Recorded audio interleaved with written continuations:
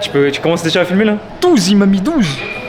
Ouais, je vous ai dit les gars, cet homme, il crée la rivalité, il crée la frustration, il crée surtout l'envie de donc là je dois en faire 12 minimum. Une mère, je les aurais pas.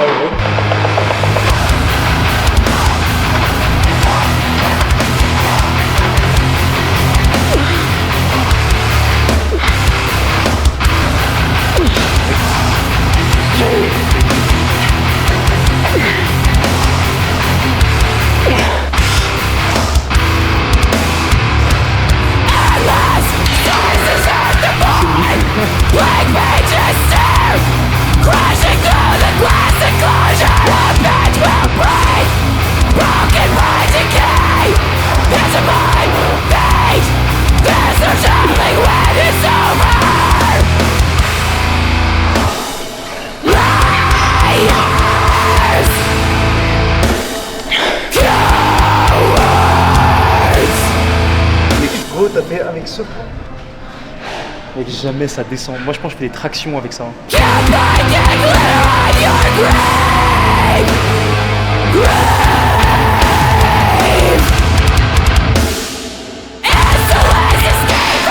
C'est trop lourd mec.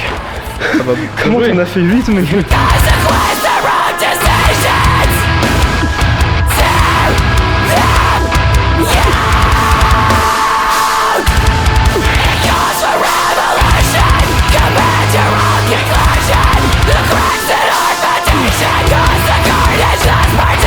Il est motivé hein. Il est passé 73 à 93 et moi je passe de 93 à 113. Ok. 20 kilos. 20 kilos, 20 kilos.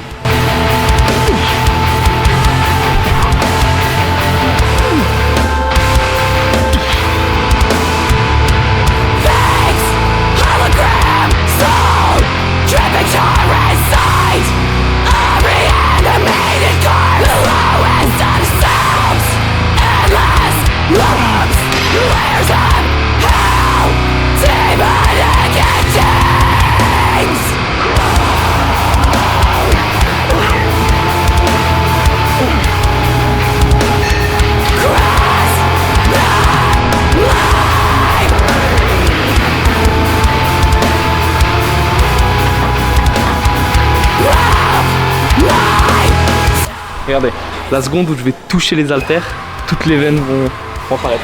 Mec, c'est rien. Tu dis que c'est tout bon, mais là on voit toutes les veines. Juste les toucher, c'est le pouvoir.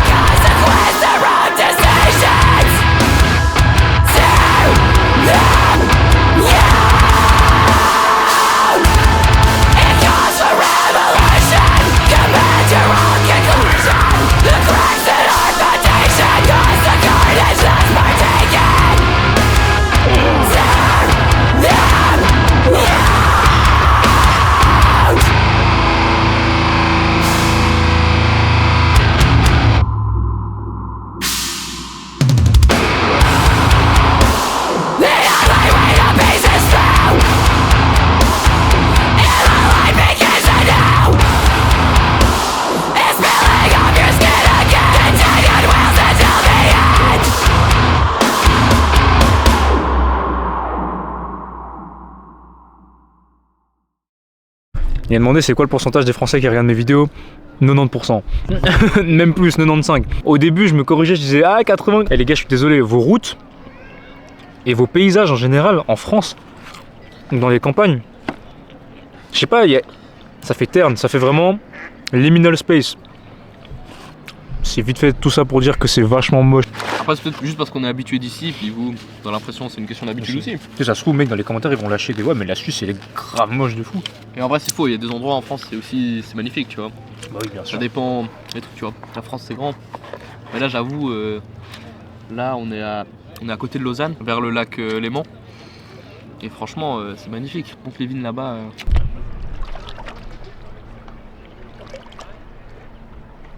Les gars, je suis désolé, mais. Oh, guette la viande! Non, je te jure, s'ils sont trompés, je rigole. On a des frites gratuites, c'est cool. Attends. C'est la bonne commande déjà, même? Oui. Tu sais que j'aime pas regarder. Oui, c'est la bonne commande. Mais c'est bizarre, pourquoi ils nous ont mis une grosse boîte? Normalement, on a pris que les burgers et on a pas pris les frites. Ça a l'air vachement lourd que pour un burger. Oh, let's go! Oh, il y a des frites! Oh, on n'a pas payé les frites, elles sont là! Oh. Let's go!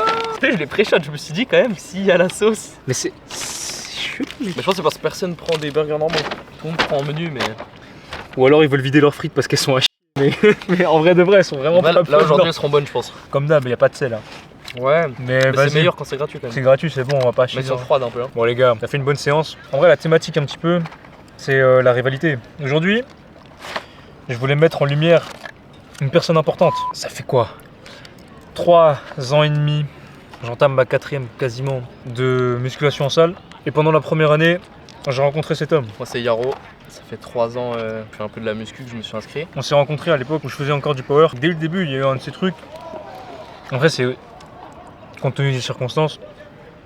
On a à peu près le même âge. Toi, t'as quel âge en fait? Moi j'ai eu 21 là. T'as eu 21? Bah, moi, j'ai 22 ans, je vais faire 23. Les deux, on était étudiants. Les deux, on va à la salle. Les deux, on est petits. Et on faisait le même poids. Ouais, c'est ça. Vous savez très bien que dans le contexte du power, ce qui importe le plus, c'est les perfs par rapport à ton poids. Genre, c'est ça le flex ultime. Et vu qu'on avait le même poids et qu'on faisait du power, le but c'était de perf. Mais du coup, dès le début, il y a eu une rivalité. Attention, je tiens à préciser, une rivalité saine. Ça n'a jamais été dans la méchanceté. Ça n'a jamais été dans la poursuite de ruiner l'autre. C'était juste, on se faisait un petit peu la compète, histoire de voir qui était le plus fort, tu vois, mais c'était bon enfant. Puis moi la première fois que je l'ai vu, au début on se parlait pas parce que je le croisais juste à la salle. Et je me suis toujours dit, ouais ce gars, il a des perfs de ouf quand même. Il avait un bon soulevé de terre, un bon bench. Bon le squat, un peu moins.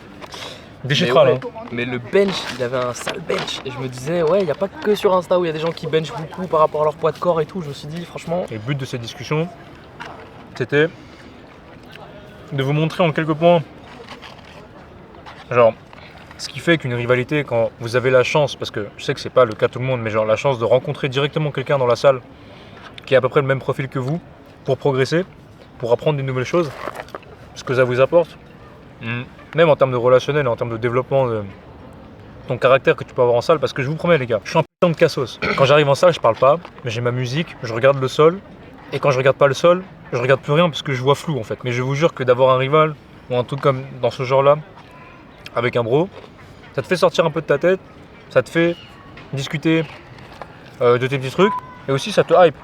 Parce que je vous jure que pour moi, quand j'ai commencé la salle et que j'étais tout seul à faire mes trucs dans mon délire, aucune méthode pour aller à la salle, et que je me retrouvais tous les soirs à me demander genre si ça valait la peine ou si j'étais pas quelqu'un de bizarre, bah avoir quelqu'un qui a la même vision que vous, donc qui essaye de se la donner pour être meilleur que toi, là ça te remet les idées en place et ça te motive. Non, c'est vrai, entourez-vous les gars. Parce que tout seul parfois c'est bien, mais c'est toujours ça. Hein. Seul on va plus vite, mais à plusieurs on va plus loin. Hein. Puis c'est vrai. Je pense que j'aurais pas autant adhéré à la muscu et tout, je serais peut-être même pas là aujourd'hui. Si j'étais pas entouré de potes ou quoi à la salle, j'étais tout seul, peut-être que j'aurais lâché quoi. Mais là ça me fait trop kiffer d'aller à la salle, machin, rencontrer du monde, rencontrer Eugène. Je vous jure. Ah, tu vois, il y a aussi ce truc du ouais, mais vous n'êtes pas tout seul sur les réseaux, vous êtes une grande communauté. Tu peux me mettre devant 1 milliard de personnes sur un canal de discussion où ça discute de la progression que tu as en salle. Je me sentirais toujours aussi seul que si j'étais tout seul en calbar dans le noir dans ma chambre. Alors qu'avoir quelqu'un directement sur place avec qui tu fais la compète, ça fait du bien et surtout ça te fait déculpabiliser. Overall, juste tu te sens mieux, donc ça fait du bien et moi je suis reconnaissant de la rencontre parce que sincèrement, ça a changé grandement mon expérience en salle. C'est ça qui rend le truc fun, hein. Ouais, c'est ça, c'est hypant frère, c'est ça qui fait aussi que... Tu sais, des fois quand j'arrive à la salle, je me dis ah putain, il y a Yaro, ça me fait plaisir peut-être. Ouais, c'est ça. Machin, on raconte des anecdotes de la journée, machin, comment ça va. On perd un peu de temps, mais franchement c'est important parce qu'après, c'est ça qui fait adhérer, hein. Vis-à-vis d'aujourd'hui, tu vois, j'ai poussé T'as poussé lourd. sur des charges que de base j'aurais pas faites. De un parce que en vrai j'aime bien prendre mon temps et que j'avais un peu la flemme. Et de deux parce que je m'en sentais vite fait pas trop capable sur le moment. Mais au final, t'as un peu ton ego qui pousse et qui te dit attends, y a ton bro, il a mis ça. Vas-y, faut s'aligner, sinon c'est pas cool en fait. Tu sais, par respect pour mon gars, il faut bosser un petit peu plus dur. Mais du coup, ça. Même par ego, hein, juste pas Ouais, forcément juste- respect, juste par ego aussi. C'est juste par ego, t'es en mode putain, mon bro, On il a est fait ça, des- moi aussi je peux le faire en fait. La rivalité pousse à l'excellence, je vous jure que se mesurer à quelqu'un d'autre, ça vous donne des super pouvoirs. Quand tu fais des trucs tout seul, tu te limites, t'es tranquille, tu sais, limite, tu touches les couilles. Quand t'as quelqu'un à côté et que tu dois t'aligner sur un standard, je te jure que tu sais pas d'où elle sort cette force, cette déterre. C'est la force Mais- testiculaire. Hein. Non, franchement, elle est là. Genre, il y a tout d'un coup qui sort, t'es en mode oh, en fait, je peux. En ce qui est de la rivalité, c'est ça. Entourez-vous. Si vous avez la chance, entourez-vous IRL. Ça vous apportera déjà une bonne expérience, des bons souvenirs à raconter quand vous serez vieux, et surtout des bons moments à vivre dans l'instant présent. Ça fait toujours plaisir. Moi qui le cru, il y a 3 ans, je serais avec mon bro en train de manger un burger avec une vue d'enculé. Trop beau, je minimise même pas là. Enfin, je minimise. Le gars, il est en mode full gratitude là. Mais ouais, là c'est trop beau, les gars, vous avez pas besoin de plus. Juste, franchement, apprécier chaque petit instant, chaque petit truc. Franchement, les meilleures choses sont gratuites. Hein. Les meilleures choses sont gratuites, effectivement. Ah mais par contre j'avoue que c'est particulièrement beau là. Profitez, profitez. Parce qu'après ce sera que des souvenirs, vous pourrez plus les retoucher, ce sera dommage. Puis un jour, il y aura même plus de souvenirs, les gars, profitez de votre vie. Hein. Exactement, un jour ce sera dans la tombe. Hein. Ouais les gars, je viens de recevoir ça. Ça fait la hauteur de ma table. C'est pas grand. Pour ceux qui se posent la question de ce que c'est, si vous voyez ce que ça peut être, vous savez déjà ce qu'il y a à l'intérieur de cet énorme carton. Donc on va déballer ça ensemble et on va guetter. Bon, pour les plus malins d'entre vous, vous avez à peu près compris ce que je viens de commander. Donc là, si vous savez ce que c'est, là, vous savez qu'on parle de sérigraphie. Donc là, j'ai de l'encre plastisol en blanc, en noir. J'ai un solvant nettoyant. Et enfin, une racle à encre et une racle pour le plateau de sérigraphie. Et enfin les gars, le matériel principal, la raison pour laquelle je suis le plus hypé par ce colis, c'est ça. Oh putain de merde. Donc là j'ai commandé un énorme cadre de sérigraphie qui fait qui fait 60 sur 80. 60 sur 80 c'est la taille du cadre externe. À l'intérieur on est sur 45 et 55 et il y avait bel et bien un petit truc de protection qui fait que c'est un peu plus grand que ce que je pensais, mais en même temps ça passe. Hier j'ai pas filmé parce que en vrai un peu le bordel pour le nettoyage, j'ai fait un peu de la merde, mais j'ai réglé le problème. Du coup je vous montre le premier tirage. Voilà. Vous le voyez bien, c'est pas fou. L'encre, j'ai pas bien réparti, du coup t'as des zones qui sont archi bien imprimées, d'autres qui puent sa grand-mère. En plus de ça, j'ai mal décapé, du coup, c'est pas totalement sec. Il y a du boulot, hein. Je pensais sincèrement que ça allait être un petit peu plus facile que ça, mais en vrai, je vous cache pas, ça m'a mis un peu down hier. En plus, mon daron, il m'a un peu niqué, tu vois. Il m'a dit, wesh, qu'est-ce que tu fais? Il t'a mis du solvant, ça pue là, tu vas crever dans ton sommeil. J'étais là. Ah ouais, alors du coup, ça m'a mis un peu down. Mais on va recommencer. Et cette fois, je vais aller dehors. Hein, comme ça, au pire, si ça pue solvant, bah ça pue le solvant dehors. Toi, t'es comme ça, tu crois que, vas-y, aise, tu fais ton truc, ça pue, c'est nul, c'est moche. Pour autant, ça veut pas dire que c'est tout le temps comme ça. Voilà. Pause, tu te dis, ok, bon, c'est la première fois, tu reprends ton matériel, tu recommences. Et si, vas-y, au bout de 50 heures, t'es toujours nul, peut-être que c'est pas fait pour toi. Et encore, à ce niveau-là, rien n'est dit, continue, essaye, remets-toi en question, mais c'est pas pendant les 30 premières minutes que tu détermines si quelque chose est fait pour toi ou non. Donc aujourd'hui, on va reprendre le matériel. On va recommencer des tirages, des essais. En tous les cas, l'encre, vous en faites pas les gars, j'en ai bien assez. Surtout qu'hier, aussi par rapport à d'autres vidéos que j'ai regardées, j'ai vraiment utilisé très peu d'encre. Donc je me dis que le tirage que j'ai donné avec le si peu d'encre que j'ai utilisé, c'est même un exploit. Parce que genre, vraiment, j'ai fait le rat, tu vois. En même temps, quand je paye un pot 20 balles, est-ce que je vais pas faire le rat? Oui, je suis un énorme rat. Pour les plus curieux d'entre vous, le matos que j'utilise pour la sérigraphie, c'est pas très compliqué. Et j'ai essayé de réduire les coûts au maximum. Alors, bon, j'ai le cadre de sérigraphie, du coup, que vous avez vu. J'en ai pris un énorme et j'ai mis plein de designs dessus. Donc ça, c'est pour le cadre. Ensuite, pour l'encre, j'ai 2 encres. De la plastisol, donc une blanche et une noire. Les deux, on en a pour 1 litre chacun, donc en vrai, je suis large de fou. Pour étaler cette encre, j'ai une Oracle. C'est du 35 cm comme ça, là, bam. Donc, parce que j'ai des gros tirages à faire, du coup, j'en ai pris une grande, quoi. Et j'en ai qu'une seule, hein. En tout cas, j'ai pas de petits motifs, donc c'est pas la mort. Et pour sécher cette encre, parce que oui, l'encre plastisol, il faut la cuire pour qu'elle polymérise, pour qu'elle se fixe. Un décapeur technique, un décapeur thermique, je l'ai acheté sur n'importe quel site qui s'apparente à être un site de revente. Moi, je suis en Suisse, donc Digitech, Galaxus, toutes ces choses-là. Sinon, vous êtes français ou quoi, vous allez à votre premier magasin Brico et vous pouvez trouver ce genre de choses très facilement. Qu'est-ce que j'ai d'autre? Pour nettoyer tout ce bordel, parce que oui, le cadre, tu le nettoies. C'est chiant, ça pue, faites-le dehors ou dans une pièce extrêmement bien aérée avec des ventilos et tout, la totale. Du solvant. Du solvant pour encre plastisol. Voilà, parce que l'encre est grasse, elle ne sèche pas, ni à la chaleur, genre température ambiante, ni au froid. Elle reste grasse après plusieurs jours. Là, je vais devoir aller nettoyer mes spatules que j'utilise pour remuer ma peinture. Avec du coup le solvant et du produit vaisselle. Et voilà, vous avez besoin de ça.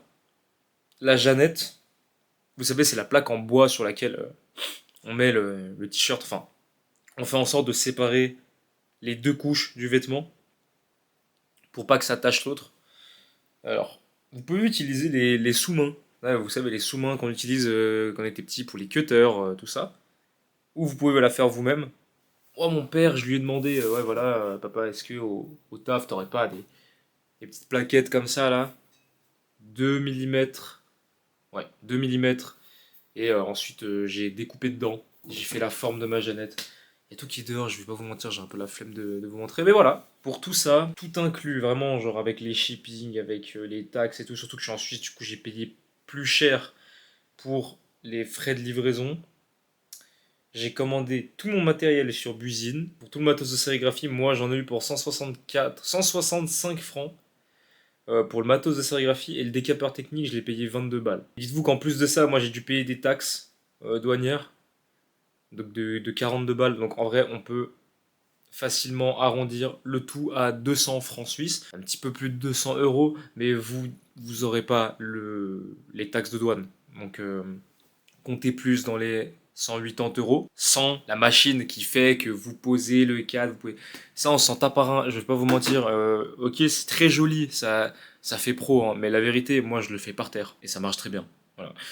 C'est comme ce compte Instagram en fait, qui m'a littéralement donné envie de faire moi-même le process d'impression. OG Dido 111, bah ce gars en fait c'est lui qui m'a donné envie. Vous pouvez aller checker son Insta, hein, il a donné plein de tutos sur la sérigraphie en mode débrouillard, recoudre des trucs, des choses que certaines personnes vont vous vendre dans un e-book, alors qu'en vrai, c'est juste de la débrouille. Et vous n'avez pas nécessairement besoin, tu vois, de payer des formations pour savoir faire des vêtements, enfin bref. Démerdez-vous quoi. En ce qui concerne les t-shirts, je les ai pas encore reçus, hein, parce que ça aussi c'est l'objectif, c'est que là, en fait ce que j'ai fait, c'est que j'ai commandé mes t-shirts chez l'usine habituelle. Donc voilà, je connais leur travail, je sais comment ça fonctionne. Et en fait, le but là à terme, c'est que quand je vais recevoir ces samples, je vais les étudier, je vais en tirer des patrons, parce que techniquement, c'est les miens, sauf que c'est pas moi qui les ai faits. Donc là, je vais faire les patrons, je vais les retirer. Et ça me permettra par la suite de faire moi-même le t-shirt. L'objectif, est-ce que ce serait de faire des grosses séries de collections ou des pièces uniques? À voir. Pour l'instant, j'ai envie de tester une méthodologie, une logistique complètement contrôlée et à une seule place. C'est-à-dire patronage, conception, impression, envoi. Je veux tout.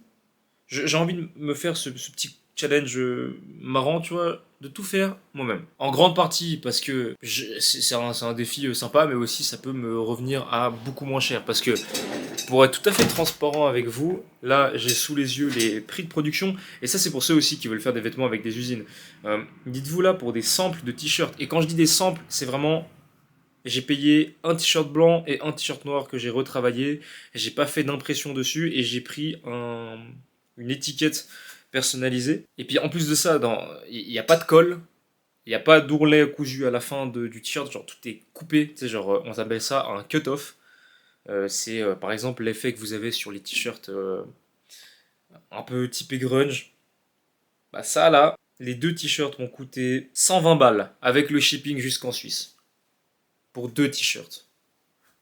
Donc rendez-vous bien compte que là, si je fais patronage moi-même, que j'achète mon tissu en partant du principe que oui, j'ai déjà une machine à coudre, et surtout que le tissu de ce grammage-là que j'ai pris, parce que j'ai pris du 180 grammes en 100% coton en Suisse, le mètre, ça coûte pas cher. Surtout pour des couleurs basiques comme du blanc et du noir, ça coûte encore moins cher. Donc.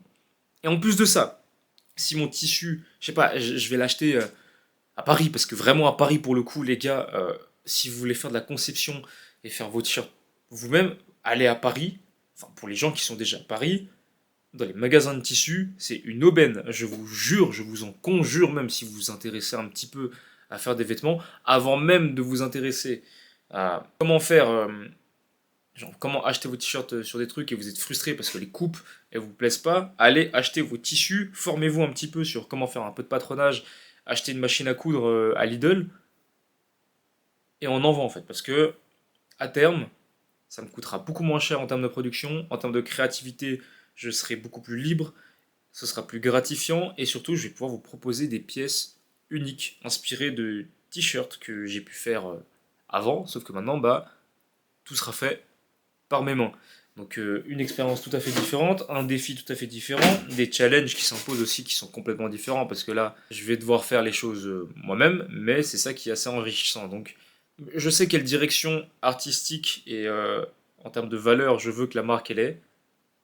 Maintenant dans sa logistique, je tâtonne. Voilà, si ça se trouve à terme je ferai que des pièces uniques, peut-être. Et ça me plaira, ou alors je continuerai de faire des séries de 50. Parce que là, pour le prochain t-shirt, je vais pas vous mentir, les gars, ça dépassera pas les 50 pièces.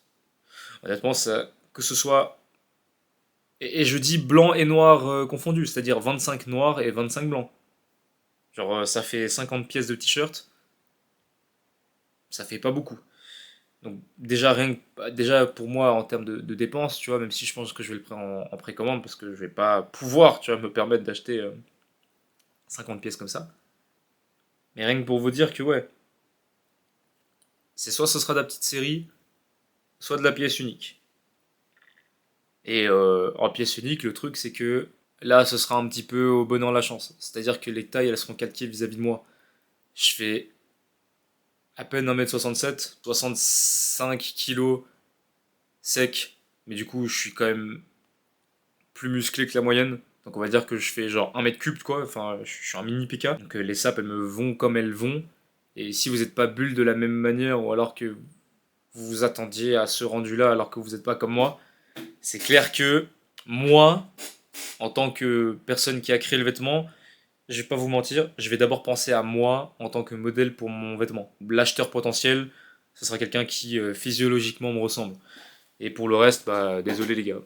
À part dans le cas où quelqu'un me DM et m'envoie un petit mandat pour me dire ah ouais, j'aimerais par rapport à mes mesures travailler sur une pièce en particulier. Dans ces cas-là, oui, effectivement, ce sera fait pour toi. Mais dans le cas où je vous donnerait une pièce unique issue de prêt-à-porter, parce que littéralement ce que je vais faire c'est du prêt-à-porter, ah là, il n'y aura qu'une seule taille, ce sera la mienne. En tout cas, je crois que j'ai un peu tout dit. J'espère que la vidéo elle vous a plu, parce que honnêtement, c'est la dernière vidéo que je fais avant de partir en voyage. Là je vais au Japon, et je vais faire des vidéos au Japon, vous inquiétez pas, parce que j'ai une petite surprise, pour moi en tout cas, mais aussi pour vous, je vais vous faire croquer.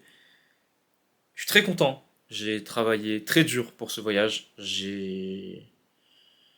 ai bavé. Et j'ai l'impression que c'est mon cadeau un petit peu de fin d'année pour moi. C'est un mois gratifiant pour moi où je vais pouvoir profiter, m'amuser et surtout revisiter le pays qui me fait le plus rêver. Je vous laisse vous abonner, me montrer votre soutien. Via le watch time, hein. Regardez la vidéo jusqu'au bout les gars, partagez-moi le contenu à des gens susceptibles aussi d'apprécier ce genre de contenu, parce que bon, si vous le partagez à des gens qui en ont rien à foutre, ça va niquer mes stats les refs. Exprimez ce que vous avez exprimé en commentaire. De toute façon moi vous savez je lis tout, nécessairement pas des réponses à chaque fois, mais en tout cas je lis absolument tout, je prends en compte ce que vous me dites, parce que bah, pour l'instant j'ai le luxe de pouvoir le faire, vu qu'on est en petit comité. Donc profitez-en pendant que c'est le cas. Et ouais, abonnez-vous. Et je vais faire en sorte de vous rendre l'appareil en vous proposant du contenu exceptionnel, des vêtements exceptionnels. Mais sachez que je vous le promets, et surtout je le promets à moi-même, cette marque de vêtements, on va en faire quelque chose de beau. Ce sera pas comme les autres, ça c'est sûr. Ce sera même très différent et ça pourrait me pousser à la controverse parce qu'on se dira what the fuck, ça c'est des vêtements de fitness, ok. Mais je vous promets que ce sera bien fait, fait avec tout ce que j'ai. Bref, je vous fais des bisous. Allez, profitez de votre week-end, votre jour, bisous.